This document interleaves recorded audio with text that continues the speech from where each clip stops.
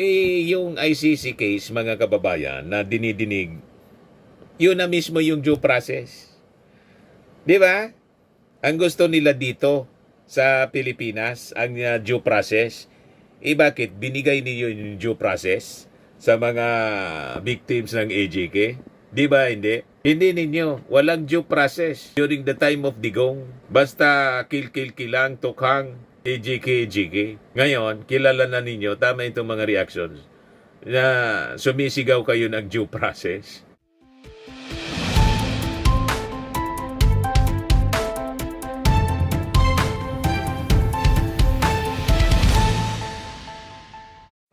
Hello po mga kababayan, si Dante Maravillas.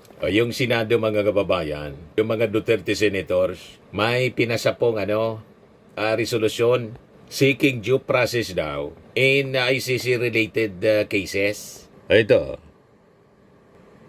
sabi dito sa report ng Billionaire News Channel, Senate Minority seeks due process in ICC-related cases. Senate minority members have filed a resolution expressing the sense of the Senate to protect Filipinos from extraordinary rendition and ensure they are given reasonable time to seek relief from Philippine courts. Ano yan, Mr. Maravillas? Ma-influensya niyan yung kaso ni Digong? Malamang hindi. Di ba? Walang epekto. Kung may epekto man, masama ang epekto nito. Lalo sa mga petition ni Kaufman for interim release ni Digong. Kasi pagpapakita ito ng malakas na impluensya ni Digong, mga kababayan, kahit sa Senado ng Pilipinas. Maganda ito, mga kababayan. Although, ang gusto nilang i-protect ngayon, yung mga kapwa nila senador, belonging to the minority, si Bongo tapos si Bato de la Rosa, hindi pa po na-deliver kasi wala pa man po yung ICC warrant. Pero once na yung ICC warrant, mga kababayan, natanggap na ng Interpol, matik po forthwith ang delivery, special delivery. Di ba, mga kababayan? Ngayon pa lang, February, kahapon pala yung pizza, February 18, final, 2026. Philippine Senate Resolution 307, introduced by Senator Alan Peter Cayetano, Ronald Bato de la Rosa. Nagtatago si Bato, pero may resolution, kasama siya. Jinggoy Ejercito Estrada, yung malapit na din na sangkot kasi sa malapit na din pong matanggal din sa Senado ito. Francis Chis Escudero, isa pa to. Christopher Lawrence Go, Rodante Marcoleta, Amy Marcos, Robin Hood Padilla, and Joel Villanueva. Lahat sila, mga kababayan, sa minority. Yan, sabi dyan. Resolution expressing the sense of the Senate of the Philippines to protect all Filipinos against ordinary rendition and guarantee them a reasonable time prior to their surrender by or extradition from the Philippines to seek redress from the courts in avail of legal remedies. Gusto nilang i-protect, mga kababayan, si Bongo tapos si Bato de la Rosa. Yan ang mga ugaling yan. Kampi-kampi sila. But anyway, sige lang, ituloy lang ninyo ang ganyang mga gawain. Tingnan natin kung makakatulong yan sa mga susunod na mga petitions ni Kaufman sa ICC, mga kababayan. Kasi ito'y pagpapakita na talagang malakas ang impluensya ng mga Duterte sa iba-ibang agencies ng gobyerno, lalo na po sa Senado. Kaya ito, sari-sari yung reactions ng mga netizens. Ang duduwag din pala, sabi ni Christy, si John Rivero, let's see if Bam will affix his signature. Sabi ni Leo Docot, nung kasikatan ng EJK, tuwang-tuwa kayo. Ngayon, nag-iiyakan na kayo. Sabi ni Jimmy Garudo, now you know how important due process is. Di ba? Walang kumambi. Sabi ni Joel Golfo, due process, kailan nyo pa nalaman na meron palang ganyan? Pag sa kanila, kailangan due process. Di ba? Yung ICC case, mga kababayan, na dinidinig, yun na mismo yung due process. Di ba? Ang gusto nila dito sa Pilipinas, ang due process, bakit binigay niyo yung due process sa mga victims ng AJK? Di ba hindi? Hindi ninyo. Walang due process during the time of Digong. Basta kill-kill-kilang, tukhang, AJK. Ngayon, kilala na ninyo, tama itong mga reactions, na sumisigaw kayo ng due process. Di ba? Kaya walang maniwala sa inyo. Sabi dito, nanonood lang kami sinong pinakamagaling maging katandem ni Sara for BP sa 2028. Make us proud and you will have a yes to us. Sabi ni Maita Muñoz Aquino, walang delikadesa si Bato, Ingo, kasama pa talaga sila sa authors.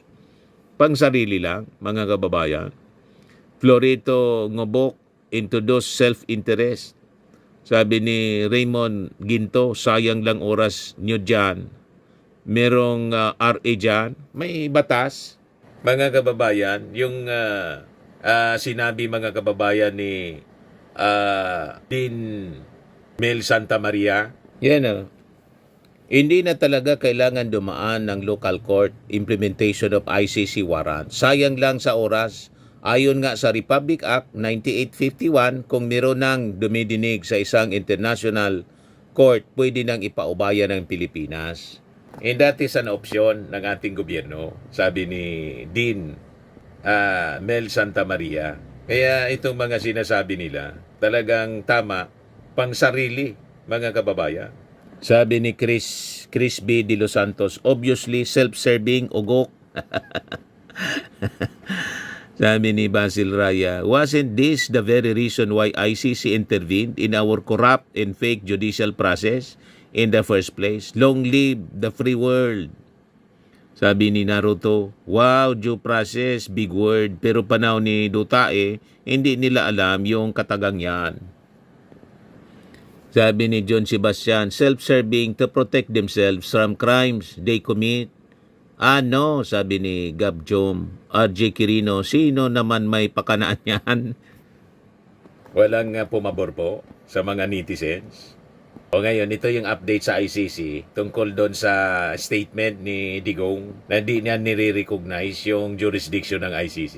Yan sabi dito, ICC's statement on former President Rodrigo Duterte's letter waiving his appearance at the confirmation of charges hearing. It is just a request from the defense for now. It will be for the ICC judges to decide on it at this stage, sabi po ng ICC. Yan kasi mga kababayan, yung unang balita, Duterte refuses to recognize ICC jurisdiction to skip confirmation of charges hearings. Pwede niyang i-skip po. I-waive niya yung right niya, okay. Pero tuloy ang kaso. Ganon mga kababayan. Ngayon, si Laila de Lima, may statement na pinalabas tungkol dito na naging pahayag ni Kaufman sa sulat ni Digong. Yan basahin natin. Sabi ni Laila de Lima, Duterte's waiver in declaration is proof that he is of sound mind. Its legal effect is based on the premise that he understood the statement so as to affix his signature to it. It is evidence against Kaufman's own argument that the Duterte is not fit to stand trial because he is supposedly unable to give instruction for his defense. The statement is clear evidence that Duterte is able to defend himself. Pumirma nga doon sa kanyang sulat, malinaw yung pirma. Tapos naintindihan niya yung si Kaufman noon na gumawa. So ibig sabihin, naintindihan niya. So fit. Sabi ni Laila de Lima, booking na naman po yung palusot. O di ba? Yan The statement is meant to serve both as propaganda and legal strategy. It is propaganda as it projects a defiant Duterte, but at the same time appeals to the emotion by saying he already expects to die inside prison. It is a legal strategy because Duterte's appearance will not serve any positive purpose but might endanger his defense in case Kaufman is not able to control him before the ICC judges, as Duterte is famous for his outbursts in whatever venue regardless of the solemnity of the occasion. Duterte's non-appearance is Kaufman's preemptive damage control because his client is unpredictable even in formal proceedings like the Senate in the House hearings. This is more than benefit of Kaufman than an authentic show of defiance. Ginawa niya man lang yon, pinapirmahan ni Kaufman kay Digong. Libre siya yung abogado para hindi mapasubo si Digong. Kasi pag si Digong, sabi nga, pumarap doon sa confirmation hearing, malamang magyabang, aminin agad. Tulad ng kanyang pagyabang sa Senado at saka sa Congress hearing, mga kababayan, inamin agad, tapos agad po. Nakuha yung kanyang testimony under oath. Ito na ngayon yung ginagamit ng ICC siguro.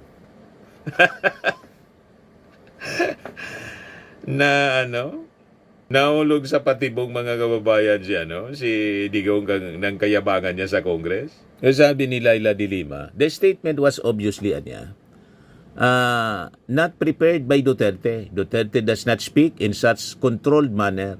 Duterte would have boasted that he implemented the drug war to save his country rather than deny that any state-sponsored mass execution ever happened. Duterte never denied the substance of his drug war. He always boasted about killing and ordering the killing of drug war victims. His own past statements and admission are the very evidence of his guilt of the crimes against humanity he is charged with. For him to say now that he did not order killings is an act of outright contempt for all Filipinos who lived through the nightmare of his drug war. The statement reveals that up to now, he cannot accept that human beings are subject to accountability for their actions, that the ICC is real, that there is such a higher power and authority that can put him on trial and hold him to account. That is why he says the ICC kidnap him and has no authority over him. For him, nothing and no one is above him. Because of this, other than defiance and denial, the statement only reveals Duterte's pathological mindset. He still thinks, even when already in prison, that he is not beholden to any law or morality other than his own. Correct, mga kababayan. Walang remorse si Digong. Gumamit siya ng kasinungalingan sa pamamagitan ng mga pahayag through his lawyer. Nagdi-deny na hindi niya pinag-utos yung killings. Malinaw po sa mga recorded videos. Kill. Inamin niya doon mismo sa congressional hearing sa Quadcom. Diba po? Tinuro pa niya si Bato. Malinaw po. Prangkahan tayo. Encourage the criminals to fight. Encourage them to draw their guns. Yan, buhay yan. Ayan na sila dyan, yan ang instruction ko. Pati yan si Kuy. Pati yan si De La Rosa. Encourage them lumaban. Pagka lumaban, patayin ninyo para matapos na ang problema ko sa ko. Malutong na malutong. May I interject? Lahat itong sa right side ko, dumaan ito ng Chief of Police Director. Puro commander ng death squad yan. I thought there was no existence. Trabaho ng pulis yan. Literally, hindi ko sabihin ng death squad. Opo yan si Senator De La Rosa. Death squad rin yan. Tama si Laila de Lima. Kaya ginawa ito ni Kaufman, magsulat na gano'n. Malalabis, old and frail. Hindi na kaya. Pwede na siyang mamatay in prison. Appealing to the emotion. Pero walang remorse, mga kababayan. At saka, ginawa ito kasi kung kaharap sa confirmation hearing, si Digong aamin.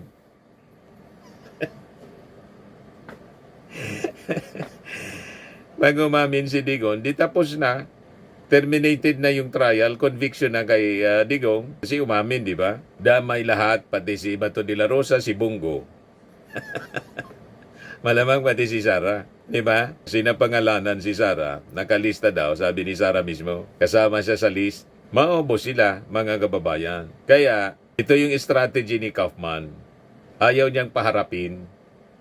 Nagdadrama. Kasi sigurado magyayabang si Digong at aamin. Pag umamin, di tapos na yung asunto, wala nang trabaho si Kaufman. Paano na yung kanyang 150 million daw per month na attorney's fee? Terminated na, mga kababayan. Sayang man. Kailangan humaba ang panahon pa mga 8 to 10 years. Para sulit.